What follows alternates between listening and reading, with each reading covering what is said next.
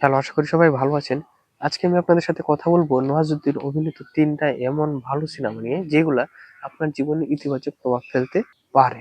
আমরা তো বিভিন্ন ধরনের সিনেমা দেখি, মেসি ফিল্ম অথবা এরকম জীবনী ভিত্তিক ফিল্ম। যেসব মেসি ফিল্ম সেগুলো তো একবার দেখার পরে শেষ। এই সিনেমাগুলো আর দেখার ইচ্ছা করবে না। একবার দেখা হয়েছে তো এই সিনেমার কথা শেষ। কিন্তু যেসব সিনেমা আপনার জীবনে প্রভাব ফেলতে পারে এরকম ভালো, ভালো সিনেমাগুলা আপনি সিনেমা রিলিজ হওয়ার সাথে সাথেই দেখেন বা ৫-১০ বছর পরেও দেখেন জীবনে এবং চিন্তা ভাবনার ক্ষেত্রে এগুলা প্রভাব ফেলে। যেই কারণে ঋত্বিক ঘটক, সত্যজিৎ রায়ের মতো পরিচালকের সিনেমা এত বছর পরেও মানুষ দেখে, এগুলা নিয়ে এখনো কথা বলে। সে যাই হোক, আমি আজকে আপনাদের সামনে এমন ৩ টা সিনেমা নিয়ে কথা বলবো যেগুলা আপনারা যদি দেখে থাকেন তাহলে তো আমার সাথে একমত হওয়ার কথা। আর যদি না দেখে থাকেন তাহলে আপনি আজকে সিনেমাটা দেখতে পারেন। এরকম ভালো সিনেমা, এবং সেই সিনেমা অবশ্যই আপনার চিন্তা ভাবনার ক্ষেত্রে বিভিন্ন ধরনের ইতিবাচক প্রভাব ফেলবে। তেমনি সিনেমার কথা যদি আমি বলি তাহলে প্রথমে বলবো ৩ নম্বর সিনেমা হিসেবে ফটোগ্রাফ। ফটোগ্রাফ সিনেমাটার মেন যে প্লট সেটা কিন্তু কোনো আহামরি প্লট না। সাধারণ একজন ফটোগ্রাফার যে ইন্ডিয়া গেটে ছবি তুলে এবং একজন উচ্চবিত্ত মানুষের কন্যা, যারা জীবনের খুব স্বল্প সময়ের জন্য একটা ক্ষণিক ভালো লাগার মুহূর্তের জন্য একসাথে হয় এবং পরবর্তীতে তারা আবার তাদের নিজেদের পথ বেছে নেয়। এরকম এখানে যে খুব ভালোবাসাবাসি বা একজনের প্রেমে আরেকজন গলে যাওয়া এরকম কোনো কিছু নাই।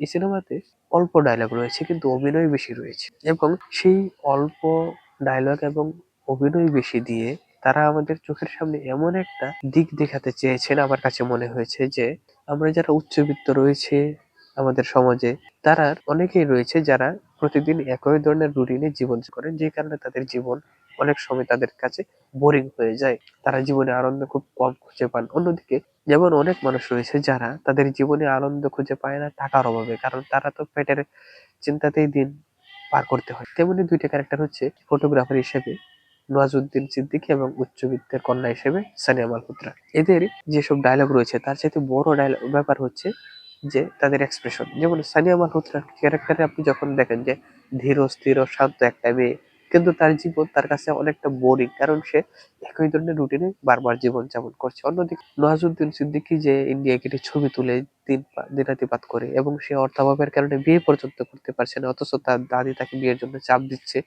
সেই সময় সে যখন সানিয়া মালহোত্রার সাথে ক্ষণিক সময়ের জন্য ঘনিষ্ঠ হয় তখন দেখবেন যে তার চোখে মুখে একটা তার যে এক্সপ্রেশন সেগুলোতে একটা আনন্দ রয়েছে, যে একটা ভালো লাগা কাজ করছে এরকম। কিন্তু একই সাথে তার চেহারাতে একটা অসহায়ত্বের ভাব, তার চোখে একটা অসহায়ত্বের ভাব রয়েছে। তো এই যে চেহারার এক্সপ্রেশন এবং তাদের কথাবার্তা সবগুলা মিলিয়ে এই যে ২ স্তরের ২ টা মানুষের কাছাকাছি আসা এবং ক্ষণিক সময়ের জন্য ভালো লাগার ব্যাপারটা, এগুলা আপনাকে একটা দারুণ ফিল কাজ করাবে।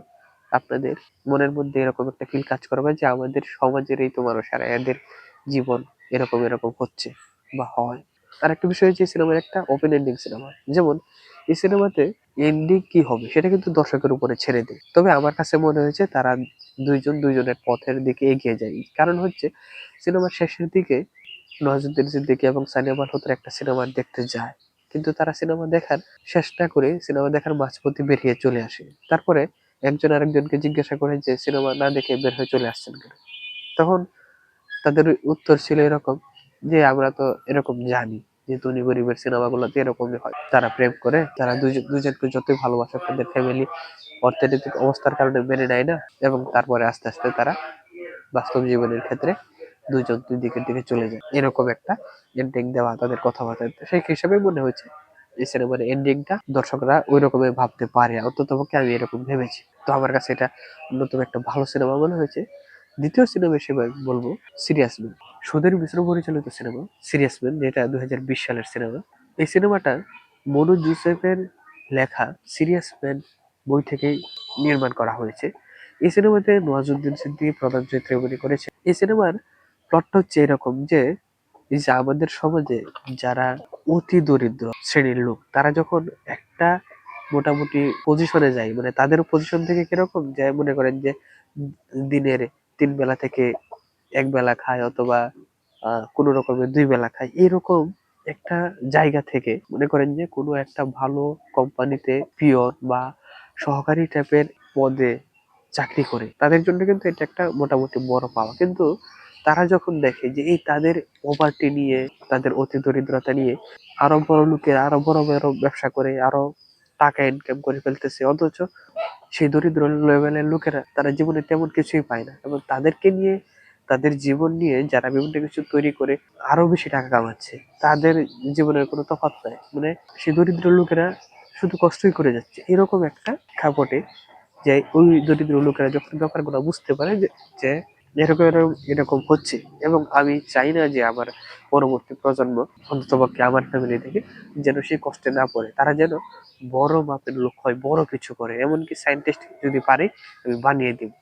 এই যে এরকম একটা স্বপ্ন নিয়ে থাকা, এটার মধ্যে ঘুরে থাকা, সিরিয়াস হয়ে থাকা, এরকম একটা মানুষের গল্প হচ্ছে সিরিয়াস ম্যান। এই সিরিয়াস ম্যানে নওয়াজুদ্দিন সিদ্দিকীর তার ব্যাকগ্রাউন্ড হিসেবে বলে যে তার ফ্যামিলির লোকজন এতই গরিব ছিল যে একজন ফটোগ্রাফার এসে তার বাবাকে বলে যে আমি একটা দুর্ভিক্ষতারিত লোকের, বা যে অনেকদিন অনাহারে থাকে, চোখে মুখে কষ্ট, এরকম একটা লোকের ছবি তুলতে চাই। এটার জন্য যদি কাউকে ব্যবস্থা করে দিতে পারেন, আমি আপনাদেরকে অল্প কিছু টাকা দিব, প্রায় 1000-এর মতন। সেই জায়গায় নজরুদ্দিনের পিতা নজরুদ্দিনের মাকে টানা 2-3 দিন না খাইয়ে রাখে যখন নজরুদ্দিন পেটে ছিল। তাকে মনে করেন যে 1000-2 টাকা দিল, কিন্তু এই ছবি যে তুলেছে সেই ফটোগ্রাফার হিসেবে সেরা ফটোগ্রাফার হয়েছিল, এবং পরবর্তীতে অনেক লাখ লাখ টাকা কামিয়েছে। যে দেখেন, একজন ছবি তুলে পাচ্ছে 1000-2 টাকা, আর আরেকজন লাখ লাখ টাকা কামিয়ে ফেলছে। এইসব যখন নজরুদ্দিন বুঝতে পারে, তখন সে চায় যে তার ছেলে অন্তত পক্ষে এরকম কষ্টে না পড়ুক, সে বড় কিছু হোক, পারলে সায়েন্টিস্ট হয়ে যান। আপনারা যদি সিনেমা দেখে থাকেন তাহলে তো বুঝবেন, আর যদি না দেখে থাকেন তাহলে ট্রেলার দেখে আপনারা এটা একটা আইডিয়া করতে পারবেন যে কি চাচ্ছে বা কি হতে চেষ্টা করেছিল নজরুদ্দিনের স্বপ্নে। নজরুদ্দিন তার প্রজন্মকে কি বানাতে চেয়েছিল, এবং সেটা যদি সে না পারে তাহলে তার মেন্টালি কি ধরনের প্রেসার পড়বে, সে কি সুস্থ থাকতে পারবে নাকি সে পাগল হয়ে যাবে, এই এত সিরিয়াস একটা মানুষ। কারণ তার ধ্যানে জ্ঞানে স্বপ্নে তো এটাই। এইরকম একটা প্লট নিয়ে, প্রেক্ষাপট নিয়ে তৈরি করা, সেটা হচ্ছে সুধীর মিশ্রের সিরিয়াস ম্যান। আর 1 নম্বর সিনেমা হিসেবে আমি যেটা বলবো সেটা হচ্ছে বুদ্ধদেব দাশগুপ্তের সিনেমা আনোয়ার কা আজব কিস্সা।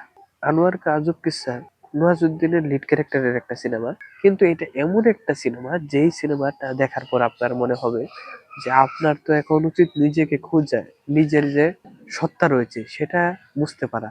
যেমন এই সিনেমাতে নওয়াজুদ্দিন সে 10 বছর ধরে একজন ডিটেকটিভের কাজ করে, যদিও সে একজন সফল ডিটেকটিভ না, দুর্বল ডিটেকটিভ, কিন্তু সে তো চাইলে অন্য কিছু হতে পারতো, হয়নি কিন্তু হতে তো পারতো। অথবা একজন ট্রাভেল এজেন্ট, অথবা একজন কৃষক যে মাটির সাথে মিশে কাজ করে, যারা শরীরে মাটির ঘ্রাণ লেগে থাকে, এরকম অনেক কিছু হতে পারতো, কিন্তু হয়নি। এই যে নিজেকে খোঁজা, নিজের সত্তাকে বোঝা, আবার মানুষ একটা সময় পরে বুঝতে পারে যে আমার তো জীবন এরকম হতে পারতো, ওই রকম হতে পারতো, কিন্তু হয়নি, হতে তো পারতো। এরকম একটা ফিলিংস কাজ করে।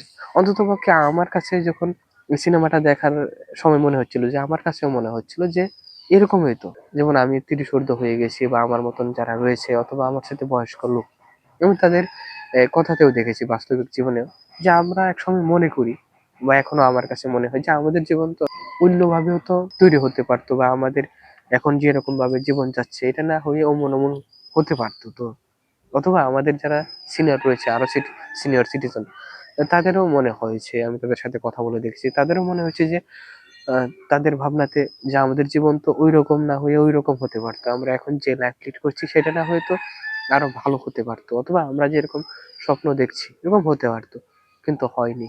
আবার কারো কারো ক্ষেত্রে যখন সংসারের মায়া বা পিছু টানগুলা ছাড়তে পারে, তখন কিন্তু অনেকের সেসব স্বপ্নের জীবনগুলা, যেগুলা সে ছাত্রাবস্থায় বা তরুণ বয়সে ভাবতো, সেগুলা সম্ভব হয়, কিন্তু সেটা কয়জনের হয়, খুব কম কম মানুষের হয়। আবার মনে করেন যে অনেক মানুষের ছোট ছোট কষ্টের কারণে সেগুলা তাদেরকে রাতে ঘুমাতে দেয় না, তাদেরকে মানুষের সাথে মিশতে দেয় না, তাদেরকে বড় মানুষ হিসেবে বড় হতে দেয় না।